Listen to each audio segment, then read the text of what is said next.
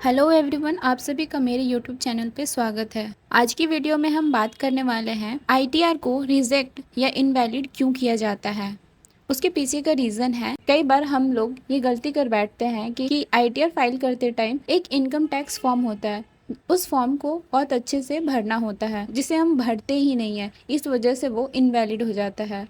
तो चलिए हम जानते हैं कौन कौन सी आईटीआर फॉर्म भरने से हमारी आईटीआर कभी रिजेक्ट नहीं होगी। यहाँ स्क्रीन पे हम सर्च करेंगे incometax.government.in और इसे हम ओपन करेंगे और इसे क्लिक करते ही इसका होम पेज ओपन हो जाएगा। अगर आप न्यू यूज़र है तो आप अपने आप को रजिस्टर करें और अगर पहले के यूज़र है तो आप अपने आप को लॉगिन करें। अब हम लॉगिन में आने के बाद यहाँ पे आपको एंटर करना होगा अपना यूज़र आईडी, जो कि आपका होगा पैन कार्ड का नंबर। उसके बाद हम इसे कंटिन्यू करेंगे। देन कंटिन्यू करने के बाद हम यहाँ पे इसे कंफर्म करेंगे। उसके बाद हम अपना पासवर्ड जो है उसे एंटर करेंगे। उसके बाद हम उसे कंटिन्यू कर देंगे।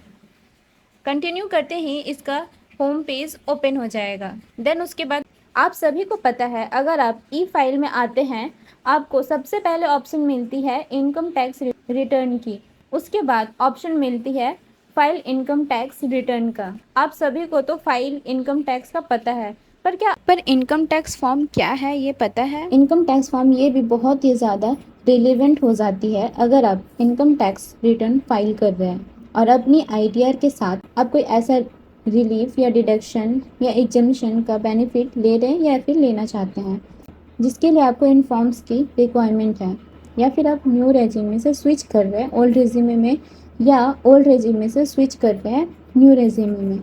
ऐसे केस में आपको कई बार फॉर्म की रिक्वायरमेंट होती है और ये सभी फॉर्म इसी फॉर्म के अंदर अवेलेबल है। इस वीडियो में इन फॉर्म की पूरी डिटेल्स के बारे में हम जानने वाले हैं। तो इसे क्लिक करते ही न्यू टैब ओपन होता है, फाइल इनकम टैक्स फॉर्म, और इसी ऑप्शन को क्लिक करते ही न्यू टैब ओपन हो जाता है। जैसे कि आप देख सकते हैं यहाँ पे 3 कैटेगरी दिख रही है। फर्स्ट कैटेगरी है person with business and professional income and second category is person without business and professional income and third category is person not dependent on any source of income.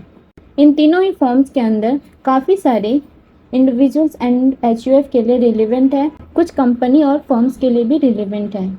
मैं आज individual and HUF की form को discuss करूंगी। First form है 10IEA। ये form तब भरी जाती है जब आप न्यू रेजिमे से ओल्ड रेजिमे में स्विच करते हो या फिर आप ओल्ड रेजिमे से न्यू रेजिमे में स्विच करते हो, और अगर आप आईटीआर 3 या आईटीआर 4 फाइल करते हो और अगर आप बिजनेस या प्रोफेशन में हैं। इस पे क्लिक करेंगे तो यहाँ पर हमें असेसमेंट ईयर क्लिक करना होगा जो कि 25-26 होगा। देन कंटिन्यू पे क्लिक करेंगे और न्यू टैब ओपन होगा। देन लेट्स गेट स्टार्ट पे क्लिक करेंगे। इसके बाद आपसे कुछ क्वेश्चन पूछे जाएंगे। Do you have any income under the head of profit and gain from business और प्रोफेशन ड्यूरिंग असेसमेंट ईयर? आपको यस या नो में आंसर देना है। अब यस के साथ आगे बढ़ते हैं। और क्या आप ये फॉर्म 31 जुलाई से पहले भर रहे हो या नहीं, क्योंकि 10IEA फॉर्म आप आईटीआर फाइलिंग की जो ओरिजिनल डेट है उसके बाद आप भर नहीं सकते हैं, इसलिए ये दोनों क्वेश्चन बहुत ही रिलेवेंट हैं। अगर आपका बिजनेस एंड प्रोफेशन नहीं है तो आपके लिए ये रिलेवेंट नहीं है। अगर आप आईटीआर की ओरिजिनल डेट को मिस कर दिए हैं तब भी आप इस फॉर्म को नहीं भर सकते हैं। देन इसके बाद हमें कंटिन्यू करके सबमिट करना होता है। इसके बाद जितनी भी फॉर्म देख रहे हैं ये मेजरली इंडिविजुअल के लिए नहीं है, और यहाँ नेक्स्ट करके आगे के पेजेस को हम चेक कर सकते हैं। अब नेक्स्ट हम सेकेंड ऑप्शन को देखते हैं, person without business and professional income. Next form है 10IA। ये फॉर्म ऐसे पर्सन के लिए है जो या तो खुद हैंडीकैप है और ATU में डिडक्शन क्लेम करना चाहता है, या ऐसे कोई पर्सन है जिन पे कोई डिसेबल पर्सन है। ऐसे पर्सन पे आप अपने पैसे को खर्च कर रहे हो और डिडक्शन क्लेम करना चाहते हैं सेक्शन 80DD में, और आप पर वो फुल्ली डिपेंडेंट है, तब आपको ये फॉर्म फिल करने की ज़रूरत पड़ेगी। यहाँ पर मैं आपको डिटेल में फॉर्म को फिल करना नहीं सिखा रही हूँ। फॉर्म फाइलिंग की मैं लिंक डिस्क्रिप्शन में दे दूँगी, आप डिस्क्रिप्शन से चेक कर सकते हो। नेक्स्ट फॉर्म है 10E का।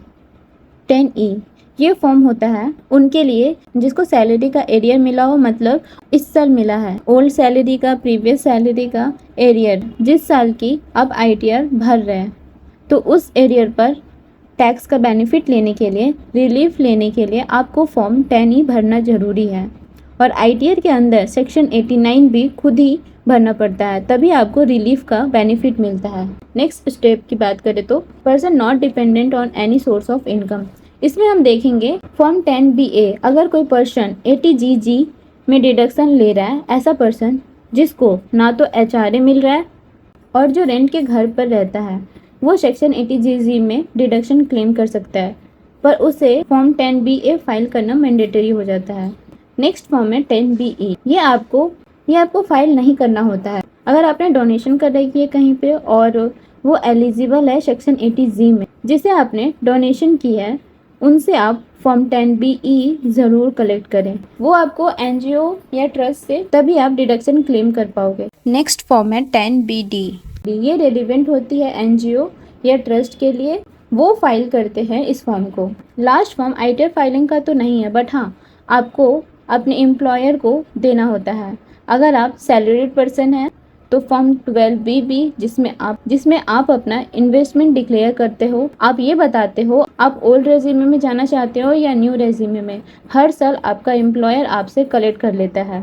अगर आपने आईटीआर फाइल कर ली है और इन फॉर्म से अवेयर नहीं थे, या आप आईटीआर फाइल करने वाले हैं, इस फॉर्म से अवेयर हो गए हैं, तो मुझे कमेंट सेक्शन में ज़रूर बताएं। ये जानकारी बहुत छोटी सी थी, लेकिन बहुत ही इम्पोर्टेंट वीडियो है। इस वीडियो को देखने के बाद आप खुद भी अवेयर रहे और अपने दोस्तों को भी अवेयर करें। ऐसे और भी इन्फॉर्मेटिव वीडियो पाने के लिए चैनल को लाइक, शेयर और सब्सक्राइब करना ना भूलें। Thank you for watching this video. जय हिंद, जय भारत दोस्तों।